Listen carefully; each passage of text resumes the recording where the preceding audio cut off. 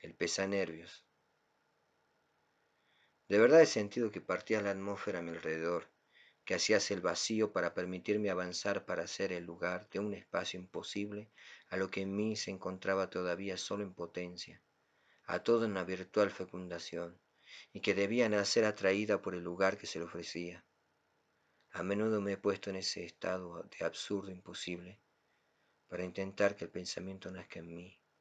En esta época somos solo algunos los empecinados en atentar contra las cosas, en crear espacios para la vida en nosotros, espacios que no había ni parecía que tenían que encontrar lugar en el espacio.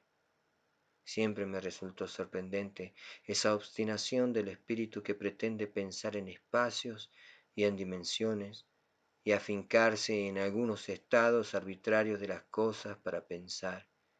En pensar en tramos, en cristaloides, y que cada forma del ser quede solidificada desde el principio, que el pensamiento no esté en conexión apremiante y permanente con las cosas, sino que esa fijeza y ese hielo, esa suerte de colocación en movimiento del alma se produzca, por decirlo de alguna manera, antes del pensamiento. Evidentemente, esa es la condición adecuada para crear, pero más me sorprende esa incansable, esa meteórica ilusión que nos sugieren ciertas arquitecturas circunscritas, pesadas, esos tramos de alma cristalizados como si fueran una gigante página plástica y en ósmosis con el resto de realidad. Y la surrealidad es como un agostamiento de la ósmosis, una especie de comunicación verbal replegada hacia atrás. Sin embargo, no veo en eso un decrecimiento del control. Por el contrario, veo un mayor control, pero que en lugar de actuar desconfía. Un control que obstaculiza los encuentros de la realidad corriente y da lugar a encuentros más sutiles y enrarecidos, encuentros afinados como la soga que se enciende y nunca se corta. En virtud de esos encuentros, imagino un alma elaborada y como sulfurada y fosfurosa, como si no hubiera otro estado aceptable de la realidad. Pero no sé qué clase de lucidez inominada, extraña, es la que me da el tono y el grito de aquellos, y hace que lo sienta en mí mismo. Los advierto a causa de una insoluble totalidad. Quiero decir que no tengo dudas acerca de su sensación. Y ante esos agitados encuentros yo estoy en un estado de mínima alteración. Quisiera que uno pudiera imaginar una nada detenida, una masa de espíritu recluida en algún sitio, transformada en virtualidad. A un actor se lo ve como detrás de un vidrio. La inspiración graduada no debe dejarse demasiado lugar a la literatura. Solo me he referido a la relojería del alma. Solo transcribí el dolor de un ajuste malogrado. Soy un total abismo. Aquellos que me creían capaz de un dolor íntegro, de un hermoso dolor, de angustias completas y carnosas, de angustias que son una combinación de objetos, una pulverización efervescente de fuerzas y no un punto detenido. Y sin embargo, con impulsos agitados, desarraigantes que provienen de la confrontación de mi fuerza con esos abismos de un absoluto ofertado, de la confrontación de fuerzas de volumen poderoso, y no hay ya más abismos voluminosos, la detención, el frío, aquellos que me han atribuido más vida, que me han imaginado en un menor grado de mi caída, que han supuesto que me encontraba como sumergido en un impulso torturado, en una tenebrosa oscuridad con la que me debatía, estos están extraviados en las tinieblas del hombre. Los nervios tensos a lo largo de las piernas en el sueño se generaba en un desplazamiento de creencia, el abrazo se ablandaba, lo insólito andaba por los pies. Es preciso que se comprenda que toda la inteligencia no es otra cosa que una extensa eventualidad, y que se la puede perder ya no como el alienado inerte, sino como el ser vivo que está en la vida y que sobre él recae la atracción y el soplo, no de la vida, sino de la inteligencia, los parpadeos de la inteligencia. y ese repentino trastocamiento de las partes, las palabras a medio camino de la inteligencia, esa suerte de poder pensar hacia atrás y de invectivar repentinamente su pensamiento, ese diálogo en el pensamiento, la asimilación, la fractura de todo, y de pronto esa línea del agua sobre un volcán, una caída leve y demorada del espíritu, encontrarse otra vez en un estado de máxima conmoción, despejado de irrealidad, con trozos del mundo real en un rincón de sí mismo, pensar sin mínima fractura, si artilugio de pensamiento, si uno de esos abruptos escamoteos a los cuales mis médulas están habituadas como columnas transmisoras de corrientes. A veces mis médulas se entretienen con esos juegos, se satisfacen en esos juegos, se satisfacen en esos raptos sigilosos a los que gobierna la cabeza de mi pensamiento.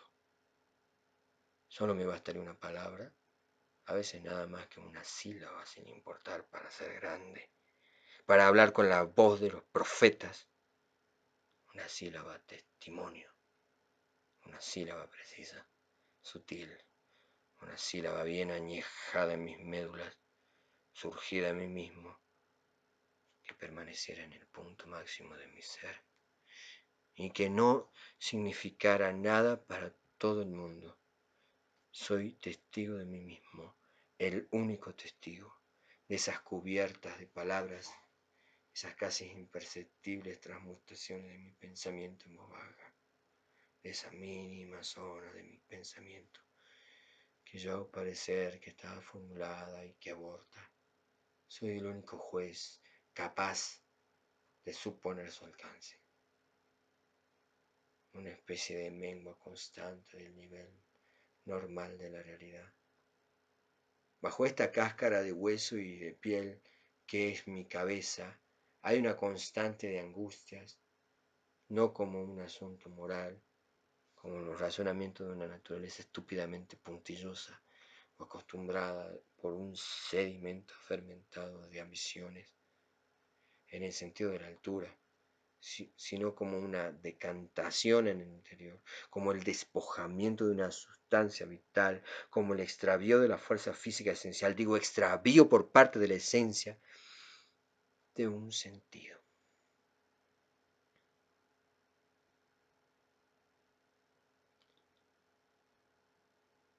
Una impotencia para cristalizar de manera inconsciente el punto partido del automatismo, sea cual fuere su grado.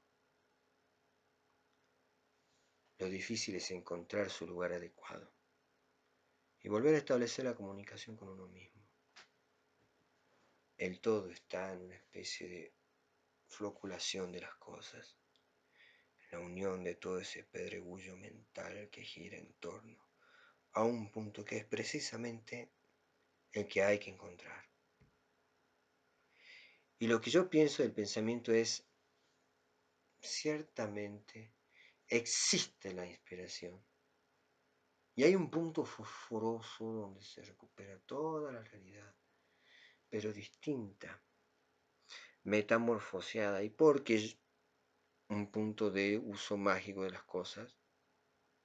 Yo creo en aerolitos mentales, en cosmogonías individuales. ¿Saben en qué consiste la sensibilidad suspendida?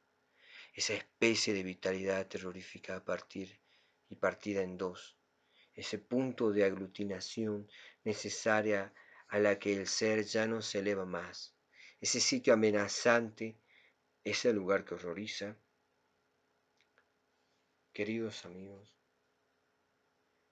lo que ustedes han tratado como mis obras eran solamente los desechos de mí mismo, esos arañazos del alma que el hombre común no acoge.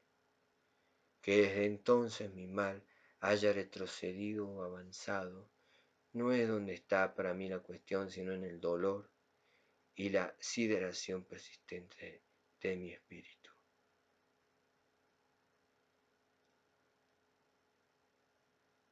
Ahora estoy de regreso en M,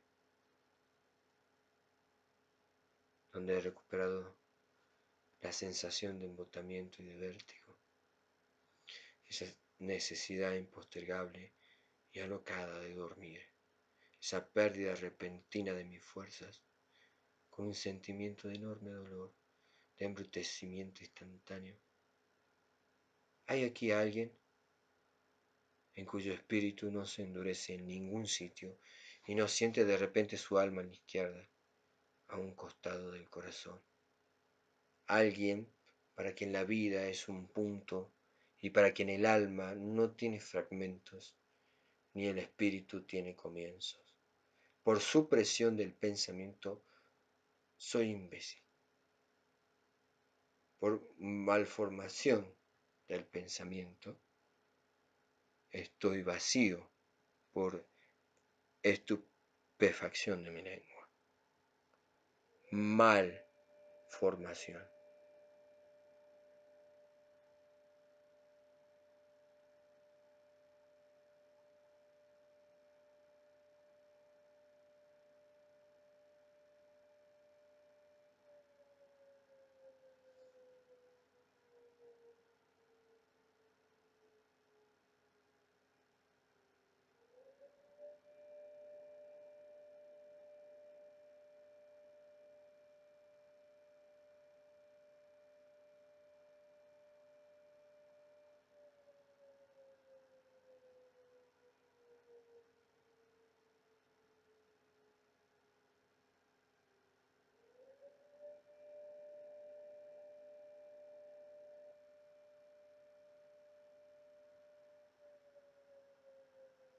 Mal.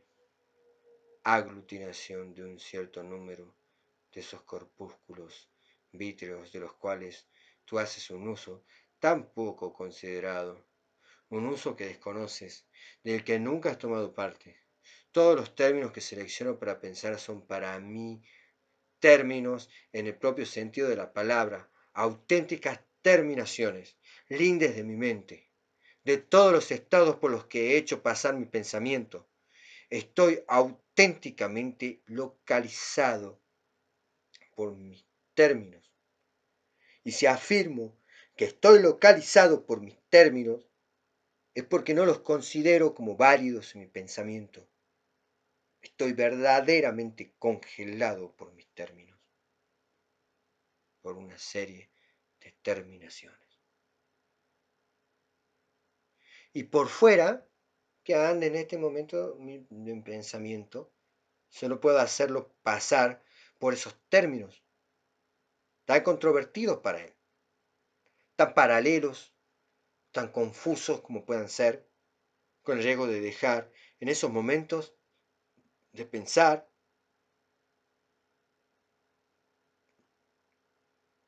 Si uno al menos pudiera disfrutar de su nada, si uno pudiese reposar en su nada y que esa nada no fuera una especie de ser, pero tampoco la muerte total.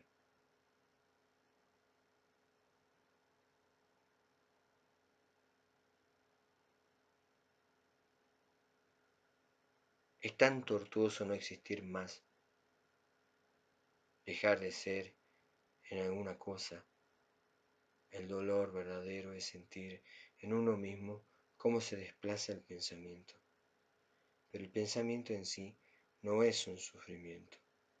Estoy en el punto en que la vida ya no me concierne, pero con todos los apetitos y el parpadeo insistente del ser dentro de mí, solo tengo una ocupación: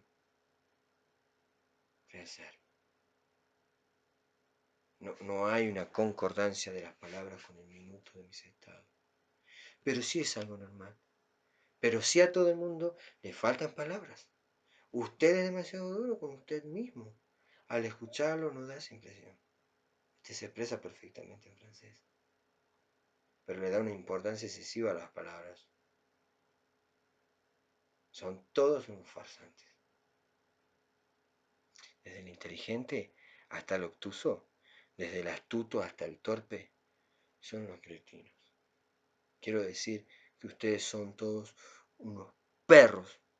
Quiero decir que ladran hacia afuera, que se empecinan en no comprender.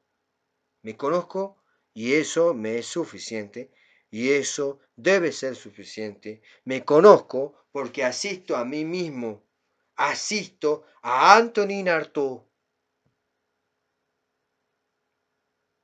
Usted se conoce, pero lo vemos. Vemos perfectamente lo que hace. Sí, pero ustedes no ven mi pensamiento. En cada uno de los estados de relojería pensante hay agujeros de tensiones. Entiéndame bien, no quiero decir que en el tiempo, quiero decir en una cierta clase de espacio. Yo me entiendo. No me refiero a un pensamiento en extensión, un pensamiento en duración de pensamientos. Quiero decir un pensamiento, uno solo, y un pensamiento en interior, pero no quiero decir un pensamiento de Pascal, un pensamiento filosófico. Quiero decir la detención deformada, la esclerosis de cierto estado, y entiende, me considero en mi nimiedad. Pongo el dedo en el punto exacto de la grieta, del desplazamiento inconfesado, ya que el espíritu es más reptiloide que ustedes mismos. Señores, se esconde como la serpiente, se esconde hasta amenazar a nuestras lenguas. Quiero decir hasta dejarlas en suspenso. Soy ese el que mejor ha sentido el asombroso desconcierto de su lengua en sus relaciones con el pensamiento. Soy el que mejor ha ubicado el punto de sus más secretos, de sus más insospechables desplazamientos. Me extravió auténticamente mis pensamientos, como en un sueño, como se introduce súbitamente en su pensamiento. Yo soy el que conoce los escondrijos de la pérdida. Toda escritura es una cochinada. Los que salen de la vaguedad para querer determinar lo que sea de lo que pasa en su pensamiento son unos cochinos. Todos los literatos son cochinos, y en especial los de esta época. Todos los que en su espíritu tienen hitos, en cierto lugar de la cabeza, es lo que quiero decir, en lugares bien localizados de su cerebro, todos esos que son amos de su lengua, todos esos para quienes las palabras tienen algún sentido, para quienes existen niveles en el alma y corrientes en el pensamiento, y aquellos que se consideran el espíritu de su época y que han encasillado esas corrientes de pensamiento. Piensa en sus tareas específicas, en ese rechinar de autómata que causa su espíritu en cualquier parte. Son unos cochinos. Esos que creen que las palabras tienen un sentido y cierta manera de ser. Esos que también hacen cumplidos. Esos para quienes hallan los sentimientos clase y discuten sobre un grado, do, cualquiera de sus absurdas clasificaciones. Los que todavía creen en términos. Esos que agitan ideologías que se van establecido en la época. Esos cuyas mujeres hablan tan correctamente y que hablan de las ideas del momento, esos que todavía creen en una dirección del espíritu, esos que siguen caminos, que elevan nombres, que hacen vociferar las páginas de los libros, esos son los peores cochinos. Muchacho, eres arbitrario.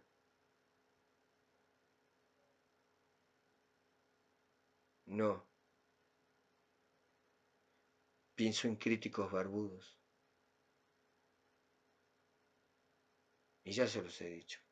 Nada de obras, nada de lengua, ninguna palabra, nada de espíritu, nada, nada. Solo un hermoso pesanervios, una especie de zona incomprensible y bien erecta en el centro de todo el espíritu. Y no esperen que les nombres en todo, en cuántas partes se divide, que les diga cuánto pesa, que marche, que me preste a discutir sobre ese todo, y que en la disputa me pierda y me ponga así, sin saberlo, a pensar, y que se esclarezca, que viva, que se cubra de infinidad de palabras, todas bien saturadas de sentido, todas diversas y capaces de echar luz sobre las actitudes, todos los matices de un muy sensitivo y penetrante pensamiento. Ah, esos estados que nunca se nombran, esos eminentes estados del alma.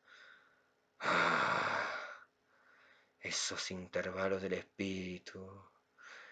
Ah, ínfimos, frustrados que son el pan cotidiano de mis horas. Ah, ese pueblo rumiante de datos. Siempre son las mismas palabras las que me sirven y en verdad no parezco desplazarme demasiado en mi pensamiento. Pero me muevo más que ustedes en la realidad. Cabezas de asnos, cochinos, pertinentes,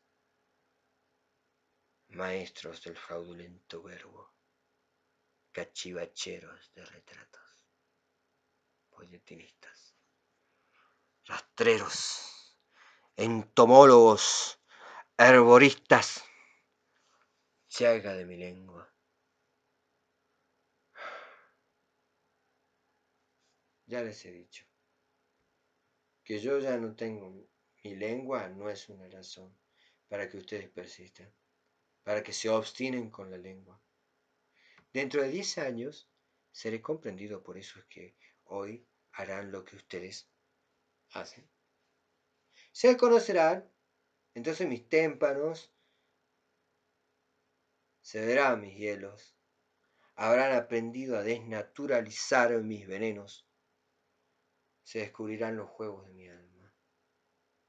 Entonces todos mis cabellos estarán condensados en cal, todas mis venas mentales. Entonces se observará mi bestiario y mi música se habrá transformado en un sombrero. Entonces se verá salir humo de las juntas de las piedras y ramos umbríos de ojos mentales se solidificarán en glosarios. Se verán entonces caer aerolitos de piedra. Entonces se verán sogas. Entonces se comprenderá la geometría sin espacios y se comprenderá lo que es la disposición del espíritu y también se comprenderá porque mi espíritu no está aquí. Entonces verán agotarse todas las lenguas, disecarse todos los espíritus, entumecerse la totalidad de las lenguas. Las figuras humanas se achatarán, se consumirán como siendo chupadas por ventosas secantes. Y esa tela lubricante seguirá dotando en el aire, esa tela lubricante y cáustica, esa membrana de doble espesor, de múltiples grados, de incontables grietas, esa membrana melancólica y vítrea, pero tan sensible, tan adecuada también, tan capaz de multiplicarse, de desmontarse, de volverse sobre sí con sus reverberaciones de grietas, de sentidos, de estupefacientes, de irrigaciones penetrantes y venosas. Entonces, todo esto les parecerá bien y ya no será preciso que yo hable.